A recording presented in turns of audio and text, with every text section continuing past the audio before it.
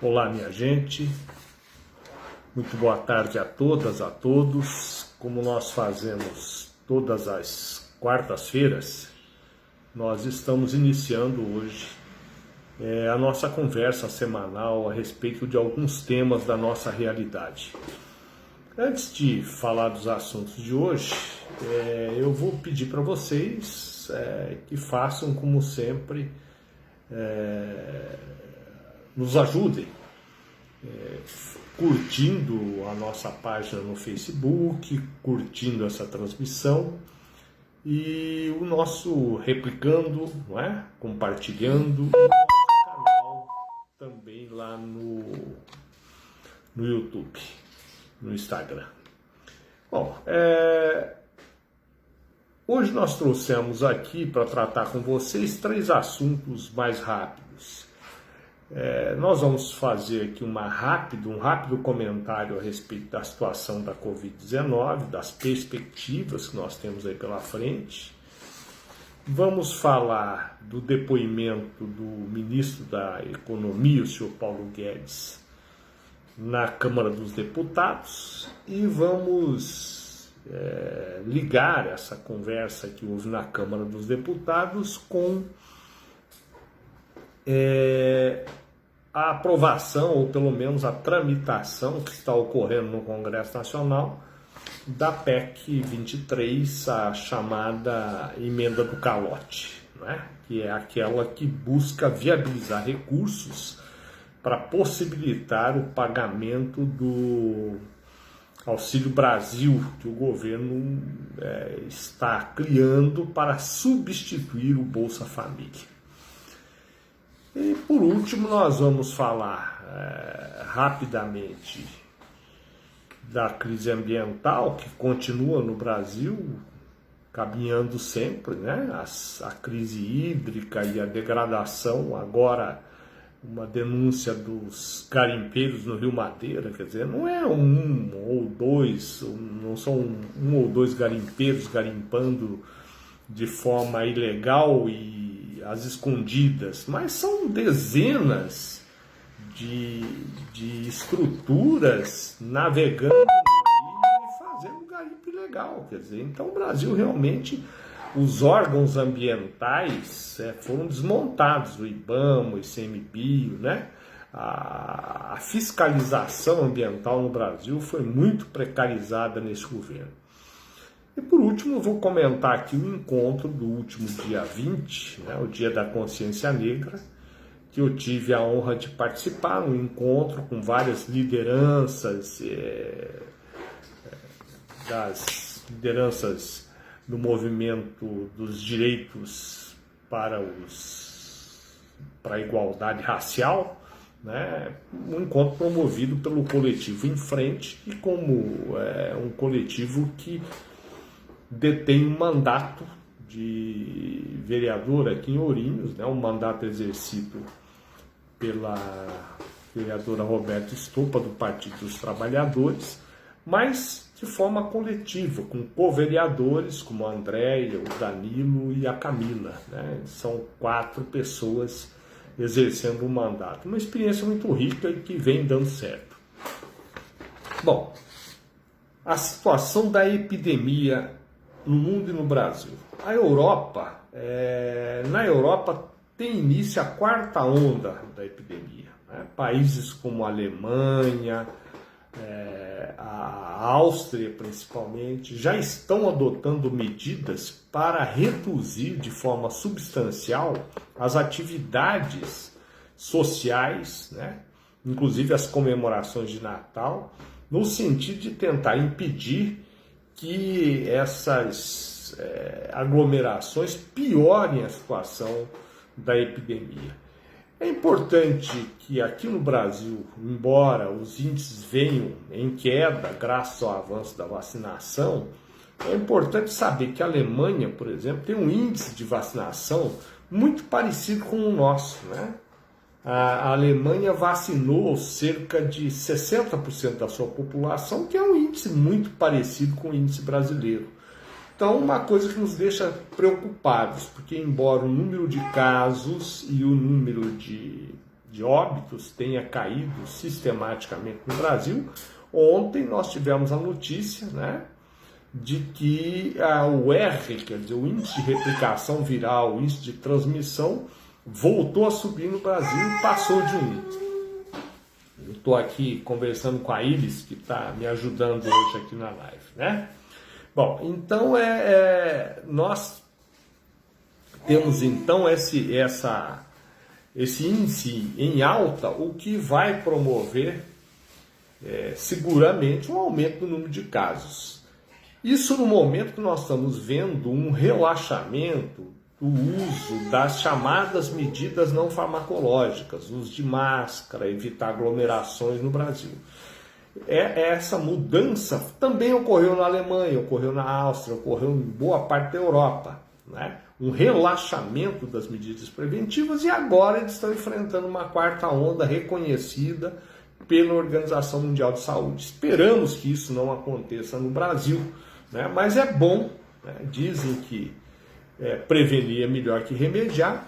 Seria muito bom que a gente não relaxasse tanto, porque nós temos as festas de final de ano, as viagens, entramos no período de férias, né?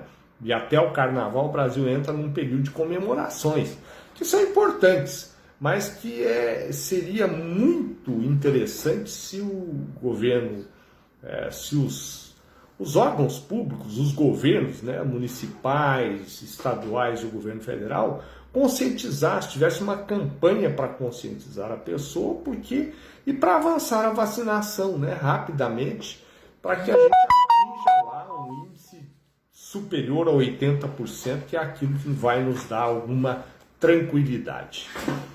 Bom, dito isso, nós vamos para o depoimento do ministro Paulo Guedes, ontem na Câmara dos Deputados. Houve uma denúncia de um jornal, né, na verdade um conjunto de jornais, de jornalistas investigativos, que descobriu que vários líderes mundiais têm contas em paraísos fiscais, aquelas contas em que as pessoas tiram o dinheiro do seu país, colocam em países onde, primeiro, os impostos são menores e, segundo, a fiscalização é menor. E descobriram, esses jornalistas investigativos, que o senhor Paulo Guedes, como ministro da Economia, e o presidente do Banco Central do Brasil, o senhor Campos Neto, né, que ambos têm, né, porque eles não fecharam, as contas, pelo menos uma cada um, não se sabe se tem mais, em paraísos fiscais. Então isso foi denunciado e a Câmara dos Deputados aprovou a convocação, já faz um mês isso, do ministro para que ele explicasse essa situação. Pois bem, ontem foi o depoimento dele na Câmara.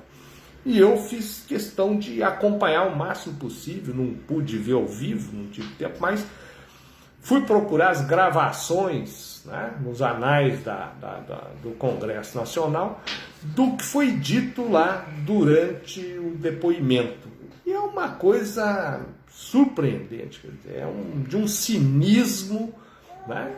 O ministro não nega, ele diz que tem a conta e que ele tirou a conta do Brasil para pagar menos impostos, né? Pois é, no momento em que nós aqui no Brasil, o setor produtivo, os micros, pequenos empresários, os empreendedores, os trabalhadores de forma geral, pagamos impostos, né, em que o Brasil enfrenta aí um altíssimo desemprego, o quarto maior desemprego do mundo, né, que enfrenta uma inflação crescente já de mais de 10%, uma carga tributária injusta que incide sobre o consumo e onde regressiva, onde quem ganha menos paga mais. Nesse momento, o ministro, assim, placidamente, ele admite que tirou o dinheiro dele do Brasil, 51 milhões de reais, para fugir dos impostos. Quer dizer, e ganhou muito dinheiro, porque como os depósitos nos paraísos fiscais são feitos em dólares e o dólar valorizou-se muito diante do real, então ele ganhou muito em real. E isso foi admitido assim com uma placidez enorme, né? Se não fosse... isso não é crime. Não é crime, mas... primeiro que a maioria destas contas são para esconder a origem do dinheiro. Mas mesmo que seja tudo lícito, como é que o ministro, se o próprio ministro da Economia, o presidente do Banco Central, tira os seus dinheiros do Brasil, que exemplo eles dão para quem quer investir no país?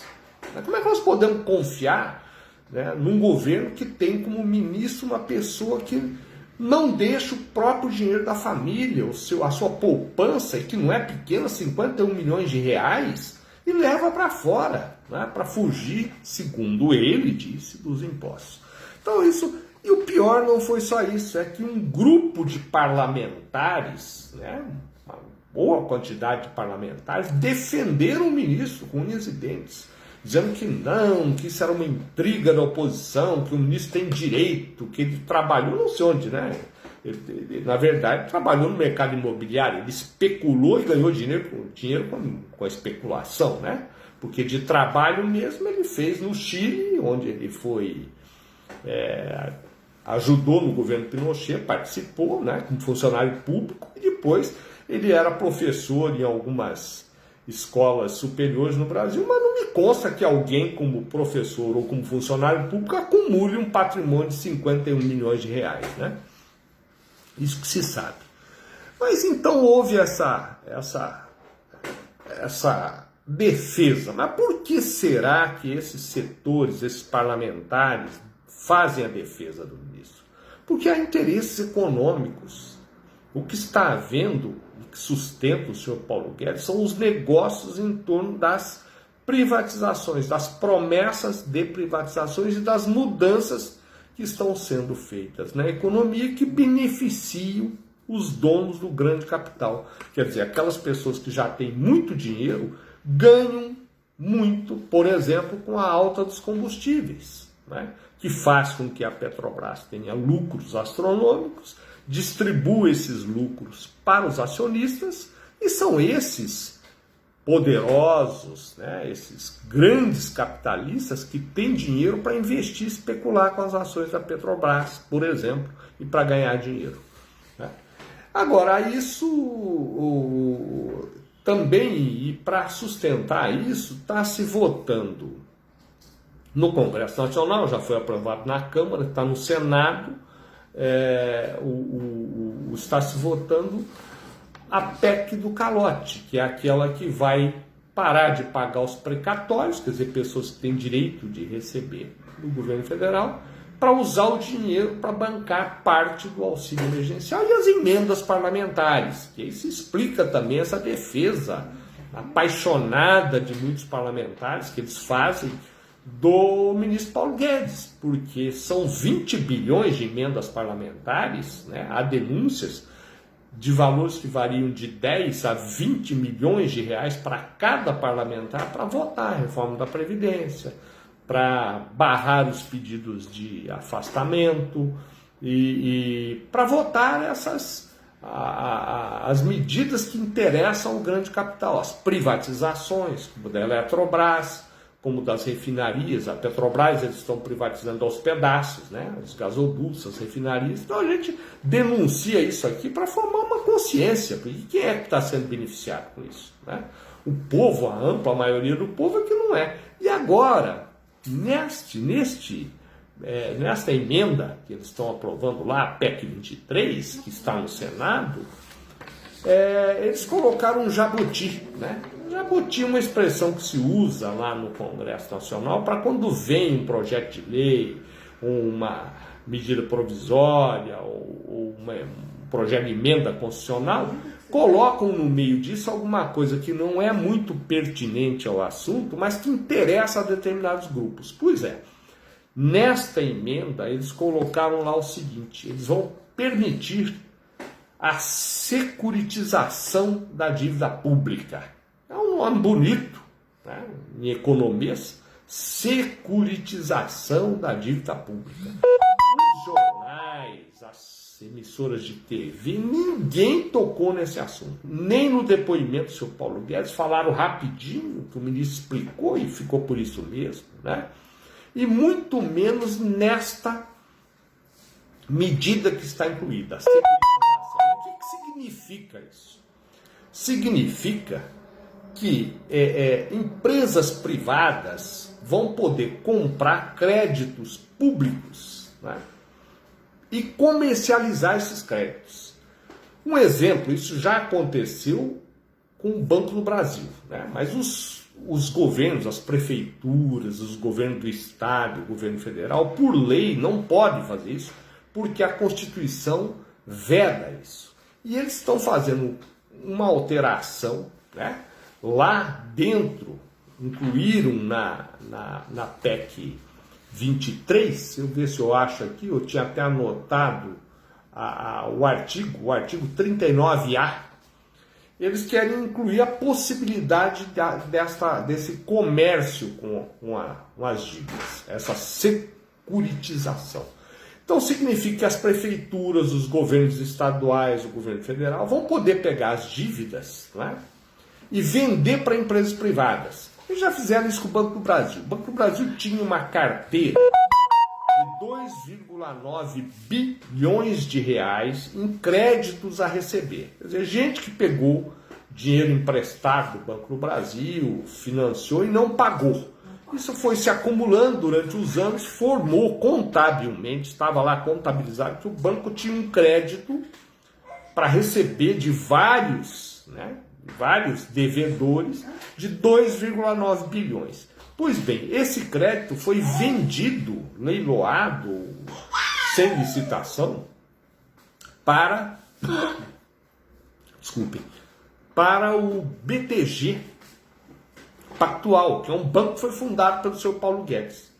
E foi vendido por 371 milhões de reais. Quer dizer, uns 7 vezes o valor, 7 vezes menos o valor de face dos títulos. E agora o BTG está recebendo isso, usando seu departamento jurídico e tal. E eles querem abrir isso para que todas as prefeituras, os governos estaduais e o governo federal possam pegar, por exemplo, aqueles impostos que estão lá atrasados, né, as dívidas que o governo tem para receber, né, e transferir para a iniciativa privada, para que a iniciativa privada vá receber. Né? Então você tem lá, digamos, 1 milhão numa prefeitura para receber de dívidas de IPTU, de várias dívidas atrasadas, ISS, aí vem uma operadora financeira, um fundo de investimento, um banco, e compra isso por 200 mil reais. E aí depois ela vai negociar isso, né? Vai tentar receber isso, e aí ela vai receber o máximo que ela puder. Então é uma negociata enorme, mais uma que está sendo montada, né? E vai ter adesão de prefeitos, governadores, porque eles vão ficar felizes, que eles vão pegar um dinheiro vivo na mão, né? O imposto que está lá, eles não conseguem receber, né? E eles vão entregar isso, pegar um pouquinho de dinheiro lá, fazer os negócios que tem que fazer, né? E tocar o barco. O Sidney comenta aqui que a securitização é mais uma maracutaia, é mais mesmo, é mais um rolo como essa já foi feito com o Banco do Brasil. Eles vão tentar fazer e provavelmente passa no Senado, porque o governo tem maioria, por causa das emendas, ele consegue aprovar isso, né? A outra questão que eu quero colocar aqui é a degradação ambiental, aí, a crise ambiental, e hoje a gente tem no noticiário, rodando por aí, que dezenas de barcas, de estruturas de garimpo ilegal, né, estão dragando a água do Rio Madeira para retirar ouro e devolvendo essa água, né, contaminando o rio, colocando em risco todo o meio ambiente. E isso à luz do dia, né? Com denúncias e tal. E agora a nota que saiu do IBAMA é que nós vamos fazer uma reunião com a Secretaria de Fiscalização do Amazonas, que vamos ver o que dá para fazer. Quer dizer, como se o Brasil está realmente... as coisas estão abandonadas à própria sorte, né? E aí, eu quero, por último, aqui dizer para vocês o seguinte, que eu estive no último sábado, participei de uma reunião, né, de várias lideranças do movimento negro, era dia 20, era o dia da consciência negra, né, e com uma discussão ampla a respeito de políticas públicas para reduzir a desigualdade racial e combater o racismo estrutural que existe no Brasil, né? Então foi uma conversa muito rica, muito importante, né? Promovida pelo Coletivo em Frente, pela vereadora Roberta Estopa do Partido dos Trabalhadores, os co-vereadores, com lideranças do movimento negro, com artistas, com outras lideranças da sociedade também. E foi muito interessante, porque lá a gente pôde discutir, ver um pouco da história do Brasil, né? E eu fiz questão de participar porque eu acho que essa questão racial no Brasil, o Brasil é um país de maioria negra, né? Mais de 50% da população brasileira é de negros, é de pretos, né? De pessoas não brancas. E isso eles não têm a mesma representatividade nas estruturas de poder do Brasil, né? Nas profissões mais valorizadas, nos cargos públicos, no Congresso Nacional, nas câmaras de vereadores, entre os governadores, enfim, no Ministério, por exemplo. Então, é preciso que isso, formar consciência, e esse foi o objetivo do encontro, né? Melhorar a consciência a respeito do problema, foi muito importante, porque lá nós vimos que isso é histórico. O Brasil foi o último país de todo o mundo a abolir a escravidão, né? São 350 anos de escravidão. Durante esse período, 12 milhões de escravos foram trazidos da África, né? Desses 12 milhões, 1.700.000 não chegaram vivos ao Brasil, né? 1.700.000 morreram nos porões dos navios durante a travessia. Então isso precisa ser reparado, e é uma questão nacional, não é apenas uma questão. Deixa eu trazer a Ides aqui para participar também, que ela está aqui curiosa para saber. Eita, a Ides está aqui, né? A Ides é minha netinha, está aqui participando comigo. Fala oi pro pessoal, dá um oi. Dá um oi. Então, essa participação do negro na sociedade brasileira é fundamental para a gente tornar o país um país menos desigual, mais civilizado, um país onde todas as pessoas têm oportunidades iguais. Já há uma desigualdade estrutural no Brasil, e esse é o problema do Brasil, não é pobreza, né? Porque o Brasil não é um país pobre, é um país que tem muito recurso, é o segundo maior produtor de alimentos do mundo e poderia desenvolver uma ciência, uma tecnologia, investir em educação pesadamente, na geração de empregos, como outros países como a China. Eu vou dar 2 exemplos aqui, né? A Coreia do Sul, que é um país capitalista, fez investimentos pesados em educação e hoje lidera boa parte do comércio mundial. E a Coreia do Sul, se você pegar há 20, 30 anos atrás, ela era uma economia mais pobre que a brasileira e tem muito menos recursos. E a China, que embora seja um enorme país, o maior país em população do mundo, ela também teve um surto de desenvolvimento promovido, né? Pelo surto de desenvolvimento, porque investiu pesadamente em educação, em ciência e tecnologia e hoje está aí competindo mundialmente no comércio internacional. Então é isso. No Brasil precisa incluir essa população, metade da população, né?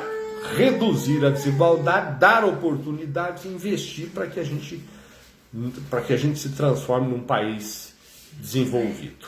Tá certo?